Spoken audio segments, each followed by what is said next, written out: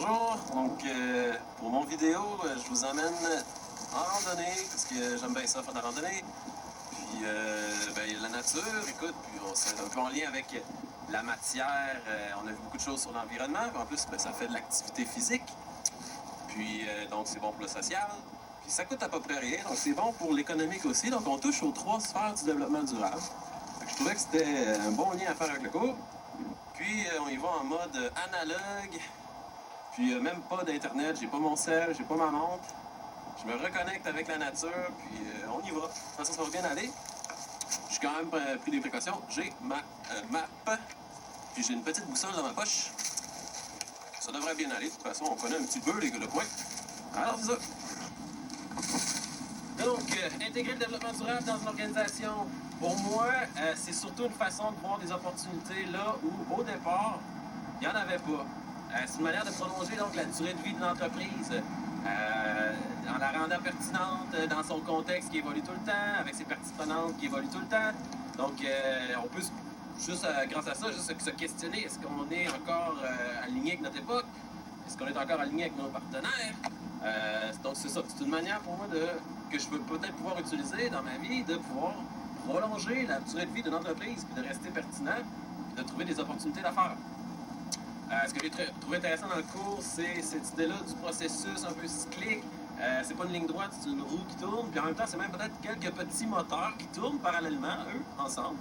Puis donc, on peut se promener d'un bout à l'autre.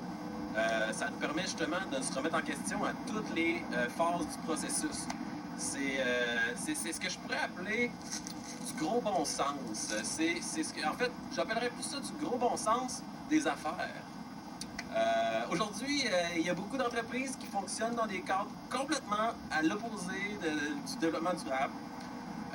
Mais c'est pas une preuve que ça marche pas et que c'est pas l'avenir. En fait, je pense que c'est plus une preuve que des fois, il y a des mal nécessaires.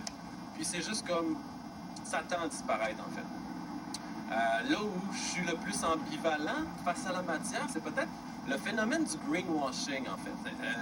D'un côté, c'est sûr que c'est critiquable, évidemment, là.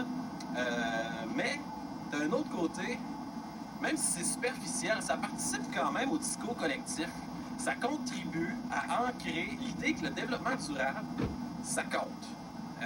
Donc, le greenwashing peut même contribuer un peu à, même si c'est pas sincère, avoir un effet culturel.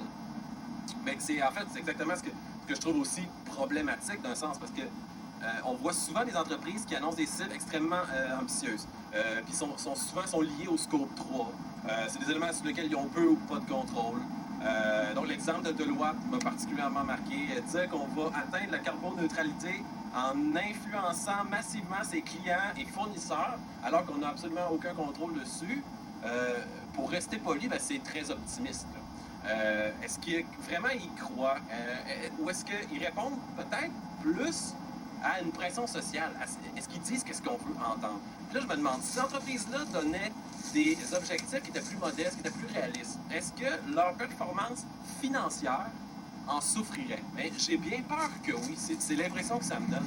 Puis c'est là où je vois qu'il y a une certaine contradiction, en fait. Donc, c'est parce qu'en pratique, là, en entreprise, c'est super lourd, le développement durable. C'est une machine, il y a la planification, la divulgation, la mise en œuvre, le diagnostic. Rapidement, là, on se retrouve avec une énorme charge sous les bras. Ça devient difficile, là, même pour quelqu'un d'initié, après ça, de comprendre la vraie performance d'une entreprise. Parce que qu'est-ce qu'on retient? C'est les gros chiffres, c'est les gros diagrammes, c'est les gros tableaux. Mais est-ce que vraiment on est capable d'y voir clair, tu sais? Ça m'amène donc à une idée un peu cynique, mais que je trouve difficile quand même à ignorer.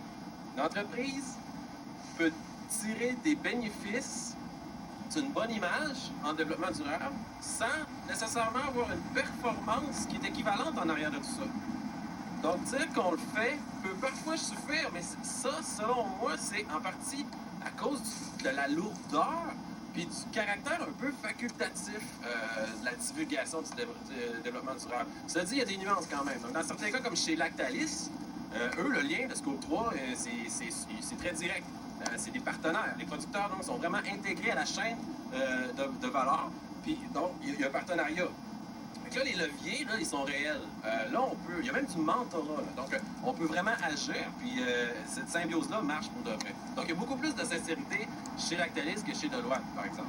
Fait qu'on annonce des objectifs qu'on n'atteint pas, on étend les rapports, les indicateurs, tout. Puis, qu'est-ce que ça fait? Ben, c'est qu'au final, quand on n'atteint pas ces objectifs-là, ça normalise la médiocrité. C'est ça. J'ai perdu ma carte et ma boussole quand j'ai sauté un ruisseau tantôt, mais je suis pas mal sûr de ce que je suis. Ça devrait bien aller. Mais c'est quoi ça?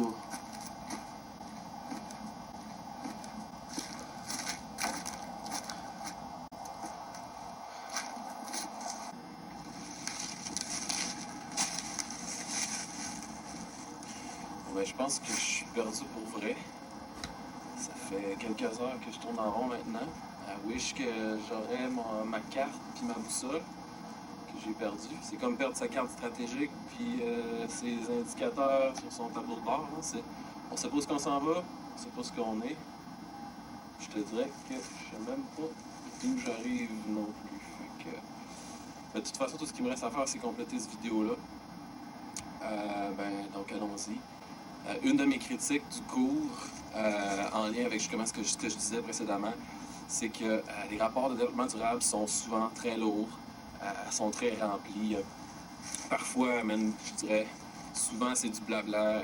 Pour quelqu'un, n'importe qui veut comprendre la réelle performance d'une entreprise, c'est une tâche qui devient très intimidante. Donc, on s'y perd rapidement, puis ça ouvre la porte aussi à toutes sortes d'enjeux de divulgation. Je pense qu'on gagnerait à avoir des rapports beaucoup plus simples, plus directs, moins marketing. Je couperais au moins carrément de 50% de ces rapports-là. Donc, mais je comprends aussi que c'est pas si simple. Ça prendrait énormément de standardisation. Puis standardiser le développement durable, c'est un énorme défi. On y est parvenu un peu avec la comptabilité financière, mais c'est avec des décennies de travail, puis c'est même pas encore parfait. Il n'y a personne qui va dire que c'est parfait. Donc, est-ce qu'on serait pas mieux de renforcer, en fait, les lois? Ça prendrait une implication importante des gouvernements dans ce cas-là.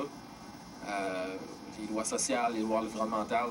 Au lieu de multiplier les rapports, on obligerait les entreprises peut-être à respecter certaines normes qu'on mettrait tout simplement plus élevées.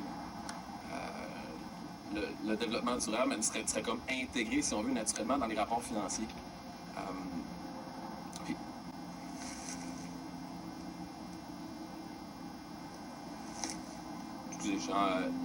J'ai comme entendu quelque chose. Okay. Autre point important pour moi, c'est que le développement durable, tel qu'on l'a vu, semble surtout adapté aussi aux grandes entreprises. Donc, les PME naturellement, ils n'ont pas les moyens. Faire un rapport de développement durable, ça coûte très cher. Pour une petite entreprise, c'est correct de juste bien faire sa job, là, je dirais. Donc, respecter et limiter son impact, c'est déjà énorme. Un rapport de 100 pages, là, ça ne donnera pas grand-chose de plus que juste faire bien qu'est-ce qu'ils font pour leur partie prenante. Mais par contre, les PME, où ils peuvent, dans le développement durable, se démarquer, si on veut, ou tirer leur épingle du jeu, ben, c'est dans l'innovation. Donc, en partenariat, justement, avec des grandes entreprises qui, eux, ont le scope 3 à gérer, c'est là où je pense que il y a une opportunité autant pour les petites entreprises que pour les grandes entreprises. Et dans la divulgation, c'est sûr que non. Donc, moi, c'est comme ça que j'irais aussi dans ma carrière. Si c'était pour une grande entreprise, ben, je rechercherais des petites entreprises avec qui faire affaire pour innover, donc diminuer mon scope 3. Puis si j'étais pour une petite entreprise, ben, je m'arrangerais pour être compétitif, puis innover, puis pouvoir me démarquer par rapport à mes concurrents pour être un fournisseur d'une grande entreprise, si on veut. Sinon, ben, c'est ça. Je pense que...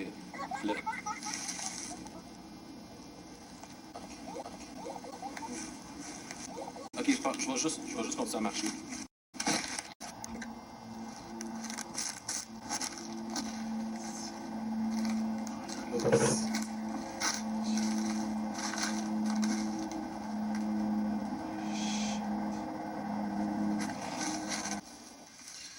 Ok, j'ai décidé d'arrêter de marcher parce que je pense que c'est ça qu'il faut faire dans ce temps-là.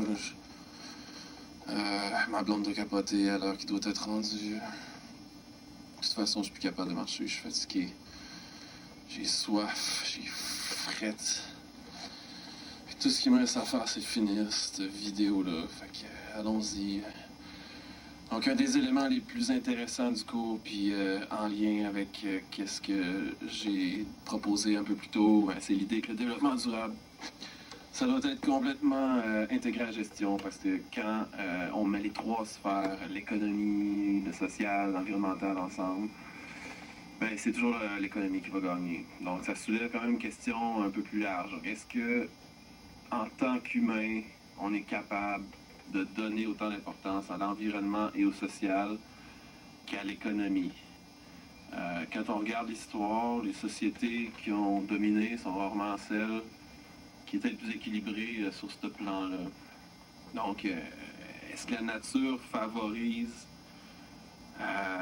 toujours l'économie? C'est très ironique à dire, puis c'est un constat qui est un petit peu dur à encaisser aussi. On est dans une période qui est charnière, on sait qu'on doit changer, mais est-ce qu'on est capable de le faire? Je pense que le développement durable, c'est l'avenir, mais j'ai quand même un certain doute sur notre capacité à prendre le virage globalement. Puis c'est probablement ça que j'aurais aimé creuser davantage, en fait. C'est la différence entre qu'est-ce que on devrait faire, puis qu'est-ce qu'on est réellement capable de faire en tant qu'espèce qui est sociale. Donc, je suis conscient que ça tient peut-être plus des cours de philo, des cours d'anthropologie, peut-être même d'histoire, mais c'est quand même un sujet que pour la suite, je vais probablement creuser, donc peut-être par moi-même, regarder des cas concrets, regarder...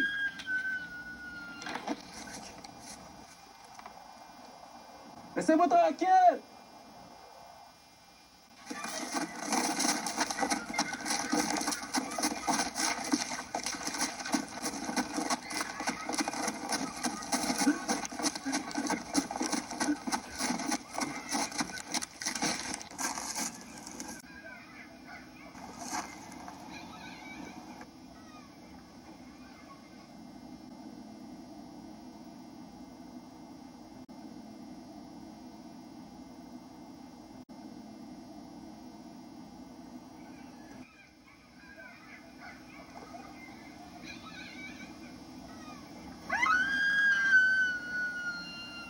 Oh, wow.